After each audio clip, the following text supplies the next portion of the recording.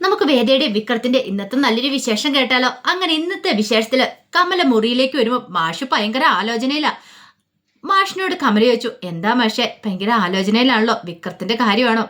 അത് കേട്ട് കഴിഞ്ഞപ്പം മാഷൊന്നും മിണ്ടിയില്ല. എനിക്ക് മനസ്സിലായി, വേദ പറഞ്ഞ കാര്യങ്ങളൊക്കെ ഓർത്തിട്ടായിരിക്കും മാഷിപ്പ ആലോചിച്ചുകൊണ്ടിരിക്കുന്നല്ലേ. ശരിക്കും ആ കുട്ടി ഈ കുടുംബത്തിലേക്ക് വന്നതിന് ശേഷം കുറെ മാറ്റങ്ങളൊക്കെ വിക്രത്തിന് സംഭവിച്ചിട്ടുണ്ട്. എനിക്ക് ഉറപ്പുണ്ട് അവനെ ചിലപ്പോൾ മാറ്റിയെടുക്കാനായിട്ട് അവൾക്ക് സാധിക്കുമെന്ന്. അത് കേട്ട് കഴിഞ്ഞപ്പം ഒരു നിമിഷം ആലോചിച്ചിട്ട് മാഷ് പറഞ്ഞു, അതൊക്കെ ചിലപ്പോൾ അവളുടെ തോന്നലായിരിക്കും. കാരണം ചിലർക്കൊരു തോന്നലുണ്ട്, മറ്റുള്ളവരെ ഉപദേശിച്ച് നന്നാക്കാം അല്ലെങ്കിൽ അങ്ങനെ നേരെയാക്കാന്നൊക്കെ. എനിക്കങ്ങനെയാ തോന്നുന്നത്. എനിക്കങ്ങനെ തോന്നുന്നില്ല മാഷെ, ഒന്ന് ആലോചിച്ച് നോക്കിയേ. അവള് പറയുന്നേ അവൻ തെറ്റൊന്നും ചെയ്തിട്ടില്ല എന്നല്ലേ. അത് ചിലപ്പോൾ അവളുടെ ധാരണ മാത്രമായിരിക്കും, തെറ്റിദ്ധാരണ മാത്രമായിരിക്കും. അതൊന്നും അല്ലല്ലോ സത്യം. അത് കേട്ടപ്പോൾ കമല പറഞ്ഞു, ഒരുപക്ഷെ അങ്ങനെയാണെങ്കിലോ, അല്ലെങ്കിൽ മാഷ് തന്നെ ഒന്ന് ആലോചിച്ച് നോക്കിയേ.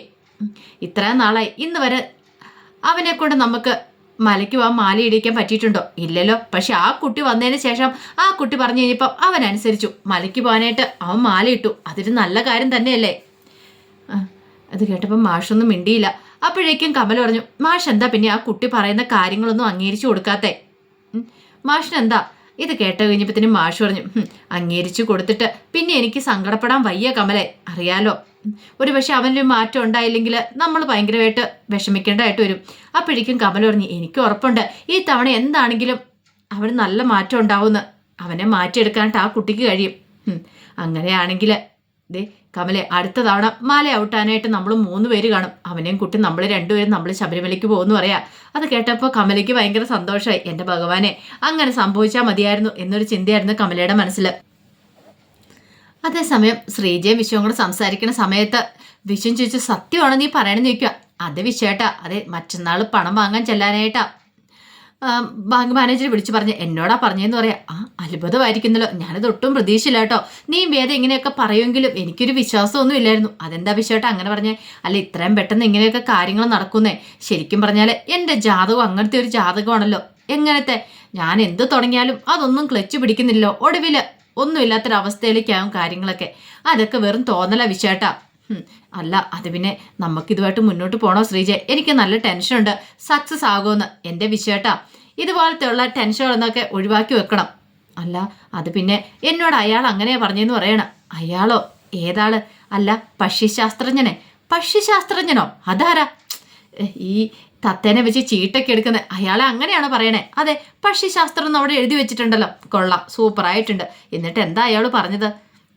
അയാൾ കുറച്ച് കാര്യങ്ങളൊക്കെ പറഞ്ഞു. എൻ്റെ വിശ്വേട്ടാ, അയാൾ പറയുന്ന കാര്യങ്ങളും കേട്ടോണ്ട് നിന്നിട്ടുണ്ടെങ്കിൽ നമ്മുടെ ജീവിതം മുന്നോട്ട് പോകത്തില്ല. അല്ല, പറഞ്ഞ കാര്യം പറ.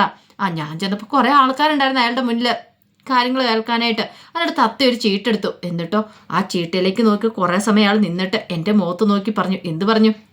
അത് പിന്നെ ചിലപ്പോൾ കുറേ സമയം നോക്കി നിന്നാണ്. കാരണം എന്താണെന്നറിയാവോ? കുറച്ച് മുമ്പ് പോയ ആളോട് പറഞ്ഞ അതേ കാര്യം തന്നെ പറയാതിരിക്കണമല്ലോ. അയാളുടെ പേരെന്താന്നാ? കുണ്ടറ കമലാഷൻ. കൊള്ളാലോ, കുണ്ടറ കമലാഷൻ അയാളുടെ ഒരു പേരും. എന്നിട്ടാ അയാൾ പറഞ്ഞു, ഇതുവരെയായിട്ടും തുടങ്ങി വെച്ച കാര്യങ്ങളൊന്നും പൂർത്തിയാക്കാൻ സാധിച്ചില്ലല്ലേന്ന്. വിശ്വേട്ടൻ എന്തു പറഞ്ഞു? അതേന്ന് പറഞ്ഞു. അപ്പം ഇനിയും തുടങ്ങാൻ പോകുന്ന കാര്യം അങ്ങനെ ആയിരിക്കുന്നു. ആഹാ, കൊള്ളാലോ. അങ്ങനെയാണ് അയാൾ എനിക്കൊന്ന് കാണണം. അയാൾ എവിടെ ഇരിക്കണമെന്ന് പറഞ്ഞേ? അതാ കാഞ്ഞിരം കവലയുടെ അടുത്തായിട്ട്. ഒന്നാ വേദയും കൊണ്ടൊരു കേസ് എടുപ്പിക്കണം. എന്തിന്? അയാളെ പാവം മിണ്ടാപ്രാണീനെ വെച്ച് പൈസ ഉണ്ടാക്കിക്കൊണ്ടിരിക്കുക, കള്ളത്തരങ്ങളൊക്കെ പറഞ്ഞിട്ട്. ഇനിയിപ്പോൾ വിശ്വേട്ടൻ എന്ത് പറഞ്ഞാലും ശരി, ഞാൻ ഈ പ്ലാനുമായിട്ട് മുന്നോട്ട് പോവുക ചെയ്യും. ഇപ്പം കുണ്ടറ കമലാഷൻ എന്നല്ല ആര് പറഞ്ഞാലും ശരി, എനിക്ക് എന്താണോ എൻ്റെ ബിസിനസ് തുടങ്ങാതിരിക്കാൻ പറ്റില്ല. പിന്നെ അതൊക്കെ വിറ്റഴിക്കുന്ന ജോലിയും കൂടെ ഞാൻ ഏറ്റെടുക്കും. ഇത് കേട്ട് കഴിഞ്ഞപ്പോഴത്തേനും വിശ്വം പറഞ്ഞു, നീ അങ്ങനെ പറയരുത്, നിന്നോടൊപ്പം ഞാനും ഉണ്ട്. അപ്പം വിശ്വേട്ടനല്ലേ ഇത്ര സമയം നെഗറ്റീവ് പറഞ്ഞുകൊണ്ടിരുന്നേ? അതൊക്കെ ഞാൻ പറഞ്ഞു. എൻ്റെ വിശ്വേട്ടാ, അങ്ങനെയൊക്കെ നോക്കാൻ തുടങ്ങിയിട്ടുണ്ടെങ്കിൽ നമുക്ക് ജീവിതത്തിൽ ഒരിക്കലും കര കയറാൻ പറ്റില്ല. നമ്മളതൊക്കെ വിശ്വസിച്ച് ഇങ്ങനെ വീടിനകത്ത് കയറിയിരിക്കും. അതുകൊണ്ട് എന്തേലും പ്രയോജനമുണ്ടോ? ഇല്ല.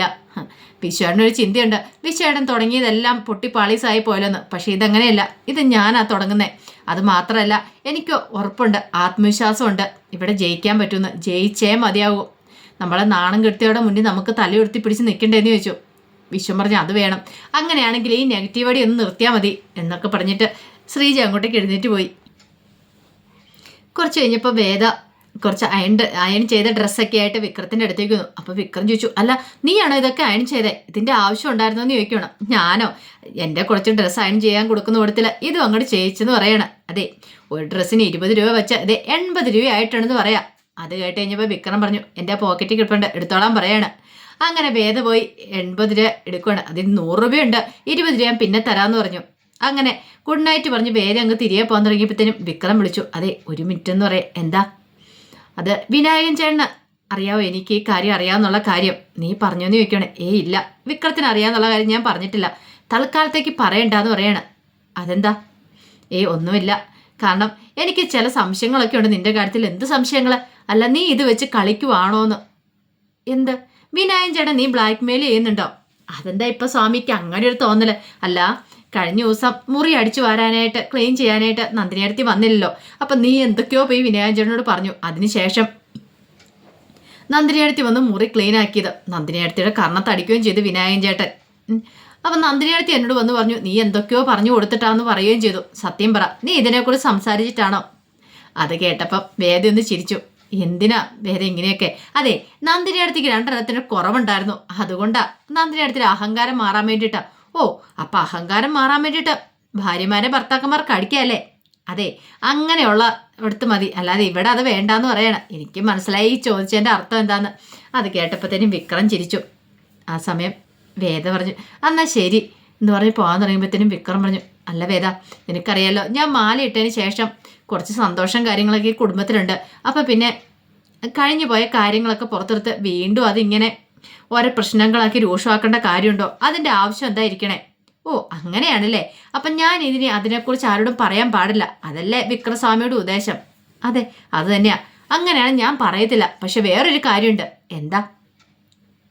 പറയാതിരിക്കണമെങ്കിൽ വിക്രസ്വാമി എന്ത് ചെയ്യണം? എനിക്കൊരു ഉറപ്പ് തരണം. എന്തുറപ്പ്? ആ ശ്രീനിവാസനുമായിട്ടുള്ള കൂട്ടുകെട്ടുകൾ മൊത്തം, ചീത്ത കൂട്ടുകൾ മൊത്തം അങ്ങോട്ട് ഉപേക്ഷിക്കണം. പറ്റുമോ എന്ന് ചോദിക്കുകയാണ്. അല്ല, അത് പിന്നെ പറ്റത്തില്ലല്ലേ? അപ്പം പിന്നെ ഞാൻ എന്താണെങ്കിലും അച്ഛനോടും അമ്മയോടൊക്കെ ഈ കാര്യം അങ്ങോട്ട് പറയും. പറയാതിരിക്കാൻ എനിക്കും പറ്റില്ല എന്ന് പറഞ്ഞു. അല്ല വേദ, എന്തിനാ വെറുതെ? കഴിഞ്ഞു പോയ കാര്യങ്ങൾ കഴിഞ്ഞില്ലേ, ഇനിയിപ്പോൾ അതൊക്കെ കുത്തിപ്പൊക്കേണ്ട കാര്യമുണ്ടോ? എന്ത് കഴിഞ്ഞു പോയെന്ന്? എനിക്കിത് കഴിഞ്ഞു പോയ കാര്യമൊന്നും അല്ല. എനിക്ക് വിക്രത്തിൻ്റെ സത്യാവസ്ഥ അവരെ ബോധ്യപ്പെടുത്തിയാൽ മതിയാവുള്ളൂ. പിന്നെ ഇപ്പം ഞാൻ എന്താണല്ലോ ഒന്നും പറയുന്നില്ല. വിക്രസ്വാമി മലയ്ക്ക് പോയി വന്നതിന് ശേഷം ഞാൻ അച്ഛനും അമ്മയോടും പറഞ്ഞേക്കാം. അല്ല, അത് പറയണോ? പിന്നെ പറയണ്ടേ? ഒരു പാല വിട്ട് അങ്ങോട്ടും ഇങ്ങോട്ടൊക്കെ വേണ്ടേ? അല്ലാതെ പറഞ്ഞിട്ട് കാര്യമില്ലല്ലോ. ഇപ്പം ഞാൻ മാത്രം മര്യാദ പാലിച്ചിട്ട് കാര്യമില്ലല്ലോ. വിക്രസ്വാമിക്ക് അതിന് താല്പര്യമില്ലാത്തടത്ത് ഞാൻ പിന്നെ എന്താ ചെയ്യുന്നേ? അത് കേട്ടപ്പോൾ വിക്രം പറഞ്ഞു, അങ്ങനെയാണെങ്കിൽ ദേ മലയ്ക്ക് പോയി വന്നു കഴിയുമ്പോൾ എൻ്റെ സ്വഭാവം ഇതൊന്നും ആയിരിക്കില്ല. വേദ പറഞ്ഞു, ആയിക്കോട്ടെ, അപ്പം ഞാനും മാറുമല്ലോ. ഇപ്പോഴത്തെ ഈ ചന്ദനത്തിരിക്കും പ്രാർത്ഥനയ്ക്കും എല്ലാം പകരമായിട്ട് ഞാൻ ഓതിരം ഘടകം എല്ലാം അങ്ങ് ഞാനും അങ്ങോട്ട് പ്രയോഗിക്കും. എങ്ങനെയുണ്ട്? അത് കേട്ടപ്പോൾ വിക്രം പറഞ്ഞു, വേണ്ട, ശരി, എന്നാൽ ഞാൻ പോയി കിടക്കാൻ പോവാം. ഇത്തവണ ശരിക്കും ഗുഡ് നൈറ്റ്. ഓക്കെ എന്ന് പറഞ്ഞിട്ട് വേദ അങ്ങോട്ടേക്ക് ഇറങ്ങിപ്പോയി. വിക്രം ഇങ്ങനെ ആലോചിച്ചു, ഇവള് പറയുമെന്ന് തോന്നേ, പക്ഷെ ഒന്നും ചെയ്യാൻ പറ്റില്ല. ഇവളുടെ മുന്നിൽ ഇനി പിടിച്ചു നിൽക്കാൻ പറ്റില്ല എന്നുള്ള കാര്യം വിക്രത്തിനും മനസ്സിലായി. അങ്ങനെ പിറ്റേ ദിവസം വേദ മുറ്റത്തേക്കുന്ന സമയത്താണ് അച്ഛമ്മയും കൊണ്ട് വരുന്നത്. അച്ഛമ്മയെ കണ്ടു കഴിഞ്ഞപ്പോൾ വേദയ്ക്ക് ഭയങ്കര സന്തോഷമായി. അച്ഛമ്മ എന്നും പറഞ്ഞ് പോയി കെട്ടിപ്പിടിക്കുകയാണ്. അപ്പോഴേക്കും അച്ഛൻ പറഞ്ഞു, വേണ്ട, നീ കൂടുതലൊന്നും പറയണ്ട. എന്നെ ഒന്നും കോള് പോലും വിളിച്ചില്ല. അത് പിന്നെ അതെ, വിളിക്കണം എന്നൊക്കെ ആഗ്രഹം ഉണ്ടായിരുന്നു, വീഡിയോ കോൾ വിളിക്കണം എന്നൊക്കെ. പക്ഷേ അച്ഛമ്മ അവിടെ തിരക്കായിരിക്കും എന്ന് വിചാരിച്ച. എന്ത് തിരക്ക്? ഇവിടുന്ന് ഫ്ലൈറ്റേ കയറി അവിടെ എത്തി. അവിടുന്ന് കാറെ കയറി നേരെ വീട്ടിലേക്ക് പോയി. അങ്ങനെ അവിടെ ചെന്നിരുന്നു. പിന്നെ പുറത്തേക്കൊക്കെ പോകണമെങ്കിൽ ലിഫ്റ്റേ കയറി താഴെ വരും. അവിടുന്ന് കാറെ കയറി എവിടെയെങ്കിലും പോകും. തിരിച്ച് അതുപോലെ തന്നെ ആ മുറിക്കകത്ത് പോയി പിന്നെ ഇരിപ്പാണ്. അവിടെ എല്ലാവർക്കും തിരക്കാ. മകന് തിരക്ക്, മകൻ്റെ ഭാര്യയ്ക്ക് തിരക്ക്, അങ്ങനെ എല്ലാവർക്കും തിരക്ക്. തിരക്കില്ലാത്ത ഒരാൾ ഞാൻ മാത്രം. പക്ഷെ എനിക്ക് ഇവിടെ സെറ്റ് ആകത്തുള്ളൂ എന്ന് പറയണം. അല്ല, ഇതിനിടയ്ക്ക് ഒരു കാര്യം ഉണ്ടായിരുന്നല്ലോ, വിക്രത്തിന് മുറി ഏതാണ്ടൊക്കെ കത്തി നശിച്ചെന്ന് പറഞ്ഞായിരുന്നല്ലോ. എന്നിട്ടോ ദേ അതൊക്കെ ശരിയാക്കിയെന്ന് പറഞ്ഞു കാണിച്ചു കൊടുക്കുവാണ്. എന്നിട്ട് വിക്രം എന്തിയേ? വിക്രത്തിനെ ഞാനേ ഒരു ആമപ്പൂട്ടിട്ട് പൂട്ടി വെച്ചിരിക്കുക. ആമപ്പൂട്ടോ? അതൊക്കെ ഉണ്ട് അച്ഛമ്മേ. അതെ, ഞാൻ ഈ മുറി ഒന്ന് ആദ്യം കാണട്ടെ എന്ന് പറഞ്ഞു. അങ്ങനെ മുറിയിലൊക്കെ പോയി നോക്കിക്കഴിഞ്ഞാൽ പറഞ്ഞു, ആദ്യത്തേനേക്കാളും നല്ല ഭംഗിയായിട്ടുണ്ട്. നല്ല ഭംഗിക്കാണല്ലോ പെയിന്റൊക്കെ അടിച്ചിരിക്കുന്നത്. കൊള്ളാം, സൂപ്പറായിട്ടുണ്ട്. അത് ഞങ്ങളെല്ലാവരും കൂടെ ചെയ്ത അച്ഛമ്മേ. നിനക്കൊരു വീഡിയോ പിടിച്ചു വെക്കാൻ വരായിരുന്നോ ഈ മുറി പെയിന്റ് അടിക്കുന്നതിന് മുമ്പ്? എന്താ? അല്ല, അങ്ങനെയാണ് ഒരു വീഡിയോ പോസ്റ്റ് ചെയ്യായിരുന്നു. നൗ ആൻഡ് ദെൻ എന്നും പറഞ്ഞുകൊണ്ട് ഈ അച്ഛമ്മയുടെ ഒരു കാര്യം എന്നും പറഞ്ഞുകൊണ്ട് അങ്ങനെ ഞങ്ങൾ വിളിച്ചുകൊണ്ട് പോവാണ്. അങ്ങനെ ഉമ്മറത്തേക്ക് എന്ന് കഴിഞ്ഞപ്പോഴത്തേനും വിക്രം അങ്ങോട്ട് ഇറങ്ങി വന്നു. ഇതാരിത് അച്ചമ്മയെന്ന് ചോദിക്കണേ. അതെ, അല്ല വേറെ നീയല്ലേ പറഞ്ഞേ ഇവന് എന്തോ ഒരു പൂട്ടിട്ട് പൂട്ടിയിരിക്കുക എന്നുള്ള കാര്യം. ഇത് കേട്ടപ്പോൾ വിക്രം ഒരു അന്താളിപ്പോട് കൂടിയിട്ട് വേദയെ നോക്കി. പിന്നീട് അച്ഛൻ ചോദിച്ചു, ആഹാ നീ മലയ്ക്കും ആ മാല ഇട്ടില്ലേ, വെറുതെ അല്ല ആമപ്പൂട്ടെന്ന് പറഞ്ഞത്. അപ്പോഴേക്കും അച്ഛമ്മയെ കെട്ടിപ്പിടിക്കാനായിട്ട് വിക്രം വന്നു. നീങ്ങി നിൽക്കുക, ഞാൻ ബസ്സിലൊക്കെ കയറി വന്ന പിന്നെ എൻ്റെ അച്ഛമ്മ ഏത് ബസ്സിൽ കയറി വന്നാലും ഞാൻ കെട്ടിപ്പിടിക്കുമെന്നും പറഞ്ഞുകൊണ്ട് അങ്ങോട്ട് കെട്ടിപ്പിടിച്ചു. ആ സമയത്ത് വിക്രം പറഞ്ഞാൽ ഞാനൊന്ന് പുറത്ത് പോയിട്ട് വരാമെന്ന് പറയണം. എന്താടാത്തെ അത്യാവശ്യം ചില ആവശ്യങ്ങളുണ്ട് അതും പറഞ്ഞുകൊണ്ട് വിക്രം അങ്ങോട്ട് പോയി ബൈക്കിൽ കയറാൻ തുടങ്ങുന്ന സമയത്ത് വേദ പിന്നാലെ ചെന്നു. വേദ പിന്നാലെ എന്നിട്ട് പറഞ്ഞു, അതെ ഒരു കാര്യമുണ്ട്, ഇനിയിപ്പം തല്ലിയന്മാരെ അന്വേഷിച്ച് പോകേണ്ട കാര്യമൊന്നുമില്ല. അറിയാലോ മലയ്ക്ക് പോകാൻ മാലിട്ടിരിക്കുക എന്നുള്ള ചിന്ത വേണം. അത് കേട്ടപ്പോൾ അച്ഛമ്മ വിളിച്ചു ചോദിച്ചു, എന്താ രണ്ടുപേരും കൂടെ ഒരു സ്വകാര്യം? അല്ല അച്ഛമ്മ നേരത്തെ പറഞ്ഞം ക്ഷേത്രത്തിൽ പോകണമെന്ന് പറഞ്ഞ അങ്ങനെയാണ് ഞാനും വൈകുന്നേരം ക്ഷേത്രത്തിലേക്ക് ഉണ്ടെന്ന് പറഞ്ഞു. അങ്ങനെ വിക്രം പോയി കഴിഞ്ഞപ്പോൾ അച്ഛമ്മയും കൂട്ടിപ്പിടിച്ച് വേദ അകത്തേക്ക് വരുവാണ്. അപ്പോഴാണ് നന്ദിനി അങ്ങോട്ടേക്ക് ഇറങ്ങി വരുന്നത്. നന്ദിനിക്ക് മുത്തശ്ശിയെ കണ്ടു കഴിഞ്ഞപ്പോൾ ഒട്ടും അങ്ങോട്ട് സഹിച്ചില്ല. ദൈവമേ റീൽസ് അമ്മച്ചി വന്നോ എന്ന് പറയാണ്. ആ സമയം അച്ഛമ്മ ചോദിച്ചു, എന്താടി നീ പറഞ്ഞേ, റോസ് അമ്മച്ചിന്നോ? എന്താടി അങ്ങനെ എന്നെ വിളിക്കാൻ തുടങ്ങിയെന്ന് ചോദിച്ചു. അപ്പോഴേക്കും വേദ പറഞ്ഞു, അതെ അച്ഛമ്മയെ കളിയാക്കിയതാ റീൽസ് അമ്മച്ചെന്ന് പറഞ്ഞു. എടി നിന്നെ ഉണ്ടല്ലോ എന്നും പറഞ്ഞൊരു ചെവിയെ പിടിച്ചൊരു കിഴുക്ക് കൊടുക്കുകയാണ്. അപ്പം നീ ഇത്രയ്ക്ക് അഹങ്കാരമല്ലേ നിനക്ക്? ഈ വീട്ടിലേക്ക് കയറിയിടുമ്പോൾ എല്ലാവരുടെ മുഖത്തൊരു പുഞ്ചിരിയുണ്ട്, പക്ഷെ നിന്റെ മുഖം മാത്രം ഇങ്ങനെ വല്ലാതൊരു അവസ്ഥയിലിരിക്കുന്നു. നിന്റെ മുഖം കാണുമ്പോൾ എനിക്ക് എന്താ തോന്നുന്നതെന്നറിയാവോ? എന്താ കുറുക്കം കീഴ്ശ്വാസം വിട്ടതുപോലെ ഉണ്ടോ? അത് കേട്ട് കഴിഞ്ഞപ്പോഴത്തേനും വേദ പൊട്ടിച്ചിരിച്ചു. അച്ഛമ്മയും കൂടെ ചിരിക്കുകയാണ്. നന്ദിനിക്ക് ഒട്ടും ഇഷ്ടപ്പെട്ടില്ല. ഒരു തമാശ പറഞ്ഞിരിക്കുന്നു. ആ സമയം അകത്ത് അച്ഛമ്മയുടെ ചിരി കേട്ടു. ശ്രീജയ കമലെ അമ്മയുടെ ശബ്ദമുള്ളൂ എന്ന് പറഞ്ഞു. അങ്ങനെ അവരും കൂടെ ഇങ്ങോട്ട് വരുവാണ്. ഈ സമയത്ത് അച്ഛമ്മയെ വന്ന് കെട്ടിപ്പിടിച്ചു കമല. അമ്മയ്ക്ക് സുഖമാണെന്നൊക്കെ ചോദിക്കുകയാണ്. അങ്ങനെ വിശേഷം പറയുന്ന സമയത്ത് ശ്രീജ പറഞ്ഞു, ഞാൻ ഒരു കാര്യം ചെയ്യാം, അച്ഛമ്മയ്ക്ക് ചായ വെക്കാം. ആ സമയം നന്ദിനി പറഞ്ഞു, ഇതേ ശ്രീജയടുത്ത് വെച്ചിട്ടുണ്ടെങ്കിൽ ഇഷ്ടപ്പെടില്ലായിരിക്കും അച്ഛമ്മയ്ക്ക്, വേദ വെക്കുന്ന ഇഷ്ടമെന്ന് പറയണം. അത് കേട്ടപ്പോൾ അച്ഛൻ പറഞ്ഞൊരു കാര്യം ചെയ്യാം, വേദ വെക്കണ്ട, നീ തന്നെ പോയി ഉണ്ടാക്കിക്കോ, നീ ഉണ്ടാക്കുന്ന എനിക്കിഷ്ടം, നീ ഉണ്ടാക്കി തന്നാൽ മതി. ഞാനാ അതെ ഇനി പോകുന്നോടം വരെ എനിക്ക് വെള്ളം ചൂടാക്കി തരുന്നേ, കാലെ കുഴമ്പിട്ട് ഉണ്ടാക്കിയ ആള് നീയാ.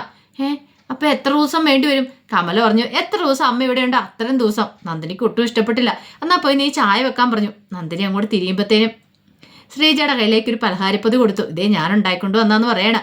അങ്ങനെ ശ്രീജയും വേദയും കൂടെ തുറന്നു നോക്കണം. നല്ല മണമൊക്കെ ഒന്ന് കൊള്ളാലോ അച്ഛമ്മേ, നല്ല മണമൊക്കെ ഉണ്ടല്ലോ എന്ന് പറയണം. എന്താണേലും അച്ഛമ്മ ഈ പലഹാരപ്പൊതി കൊണ്ടുവന്ന് നന്നായി. ശ്രീജയടുത്ത് അടുത്ത ദിവസം ഒരു ബിസിനസ് സ്റ്റാർട്ട് ചെയ്യുന്നുണ്ട്, ഈ കറി പൗഡറിൻ്റെ അച്ചാറിൻ്റെ ഒക്കെ. അങ്ങനെയാണെങ്കിൽ നമുക്ക് ഇതും കൂടെ തുടങ്ങിയാലേ ഈ ബിസിനസ്, ഇതിൻ്റെ കൂട്ടും കാര്യങ്ങളൊക്കെ അച്ഛമ്മ പറഞ്ഞാൽ മതി. അപ്പോഴേക്കും കമല പറഞ്ഞു, അതെ അങ്ങനെ പറയുവാണെങ്കിൽ ഒരു ആളെ കൂടെ കൂട്ടി നമുക്ക് ചെയ്യിക്കാന്ന് പറയണം. അച്ഛമ്മ പറഞ്ഞു, എന്തിന്? അതിന് ഞാനുണ്ടല്ലോ, പോരാത്തതിന് നന്ദിനി ഉണ്ടല്ലോ, നന്ദിനിയെ നമുക്ക് കൂട്ടാന്ന് പറയണം. അച്ഛമ്മ എനിക്കൊന്നും അറിയത്തില്ല ഉണ്ടാക്കാനായിട്ട്. സാരമില്ല, ഞാൻ പറഞ്ഞു പഠിപ്പിച്ചു തരാം, നീ അങ്ങനെ തന്നെ ചെയ്താൽ മതി എന്ന് പറയണം. നന്ദിനിക്ക് നല്ല ഇടിവെട്ട് പണി കിട്ടി. എല്ലാവരും കൂടെ അങ്ങനെ ചിരിക്കുമ്പോൾ നന്ദിനിയുടെ ഭ്രാന്ത് പിടിച്ചോളം നിൽക്കുകയാണ്. അപ്പോൾ അതിൻ്റെ വിശേഷങ്ങളൊക്കെ എന്ന് കാണുന്നത്. ഇതിൻ്റെ ബാക്കി വിശേഷങ്ങളുമായിട്ട് വൈകുന്നേരത്തെ പ്രമോയി വരാട്ടോ. ഒരിക്കൽ കൂടി എല്ലാവർക്കും ശുഭദിനം നേർന്നുകൊണ്ട് നിർത്തുന്നു. നന്ദി.